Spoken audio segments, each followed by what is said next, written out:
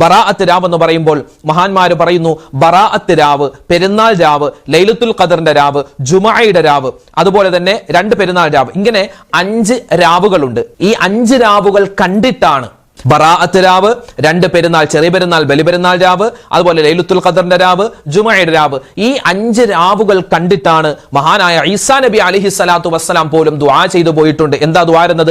ലൈതനീ മിൻ ഉമ്മത്തി മുഹമ്മദ്, അല്ലാഹുവേ പടച്ചോനെ, ഞാനൊരു പ്രവാചകനാണ്, പക്ഷേ എനിക്ക് അതിനേക്കാളൊക്കെ കൂടുതൽ മനസ്സിൽ ഏറ്റവും കൂടുതൽ സന്തോഷം തരുന്ന ഒരു കാര്യമായിരുന്നു എന്ത്?